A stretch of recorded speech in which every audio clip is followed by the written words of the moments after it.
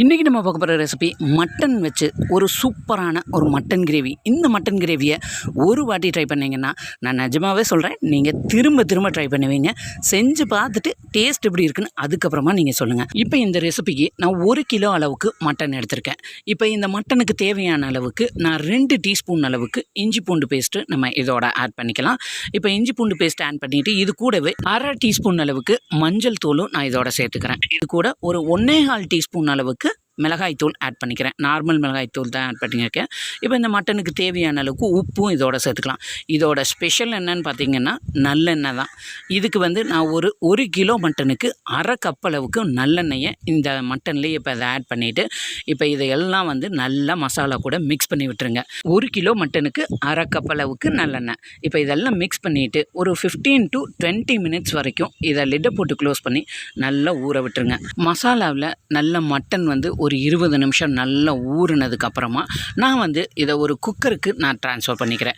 குக்கரில் இந்த மட்டன் ஃபுல்லாக மாற்றிட்டு இது கூட ஒரு 3/4 டீஸ்பூன் அளவுக்கு கரம் மசாலா இதோட ஆட் பண்ணிக்கிறேன். நீங்கள் நார்மல் கடையில் வாங்குகிற மசாலாவும் யூஸ் பண்ணலாம். அப்படி இல்லைன்னா நான் யூஸ் பண்ணது 2 இன்ச் அளவுள்ள பட்டையில் ஒரு 5 பட்டை ஒரு 3 ஏலக்காயும் வச்சு பவுட்ரு பண்ணி அந்த பவுடரை நான் இதோட ஆட் பண்ணியிருக்கேன்.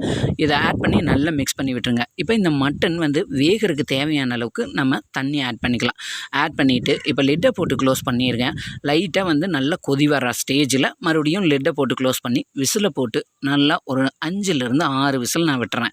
நல்லா சாஃப்டாக வேகிற வரையும் விட்டுருங்க. நீங்கள் மட்டன் நார்மலாக வேகிறதுக்கு எந்த அளவுக்கு விசில் விடுவீங்களோ அந்த அளவுக்கு விட்டால் கூட போதும். இப்போ ப்ரெஷர் போனதுக்கப்புறமா இப்போ லிட்டை ஓப்பன் பண்ணிவிட்டு மட்டனில் அதிகமாக தண்ணி இருந்தேன்னா கொஞ்சமாக தண்ணி வற்ற விட்டுருங்க. அதுக்கப்புறமா ஒரு 10 பல்லு பூண்டை தட்டி இதோட சேர்த்துட்டு கொஞ்சமாக கருவேப்பிலையும் ஆட் பண்ணிக்கலாம். ஆட் பண்ணிவிட்டு இப்போ நான் இதை ஒரு பேனுக்கு மாற்றிக்கிறேன். மாற்றிட்டு கடைசியாக ஒரு 3/4 டீஸ்பூன் அளவுக்கு நான் மிளகுத்தூளை கடைசியாக இதோட சேர்த்துக்கிறேன். சேர்த்துட்டு அடுப்பை சிம்மில் வச்சுட்டு ஒரு 10 நிமிஷம் சிம்மிலேயே இருக்கட்டும். இந்த தண்ணியும் கொஞ்சமாக வற்றிட்டு ஒரு கிரேவி பதம் வந்ததுக்கப்புறமா நீங்கள் ஸ்டவ்வை ஆஃப் பண்ணிடுங்க. இந்த கிரேவிக்கு நம்ம இதில் சேர்த்துருக்கிற நல்லெண்ணெயும் கடைசியாக ஆட் பண்ணுற இந்த பூண்டு பல்லும் தான் இதுக்கு ஒரு தனி ஃப்ளேவரையும் டேஸ்ட்டையும் கொடுக்குது. உங்களுக்கு இதில் கிரேவி வேண்டாம், சுக்கா மாதிரி வேணும்னு சொன்னீங்கன்னா இதில் இருக்க தண்ணியை சுத்தமாக ட்ரை பண்ணிவிட்டு கடைசியாக பெப்பர் தூள் தூவுங்க. சூப்பரான மட்டன் சுக்காவும் ரெடி ஆயிடுச்சு. கண்டிப்பாக இந்த ரெசிபியை நீங்கள் ட்ரை பண்ணி பாருங்கள். டேஸ்ட் எப்படி இருந்ததுன்னு மறக்காமல் எனக்கு கமெண்ட் பண்ணுங்கள். இந்த ரெசிபி எல்லா விதமான சாம்பார், ரசம், புளிக்குழம்பு எல்லாத்துக்கூடையும் ஒரு பெஸ்ட் காம்பினேஷன். அதை விட நீங்கள் டிஃபனுக்குன்னு பார்த்தீங்கன்னா சப்பாத்தி, பரோட்டா இதுக்கு சூப்பர் காம்பினேஷன். கண்டிப்பாக ட்ரை பண்ணி பாருங்கள். வீடியோ பிடிச்சிருந்தால் லைக் பண்ணி சப்ஸ்கிரைப் பண்ணிடுங்க.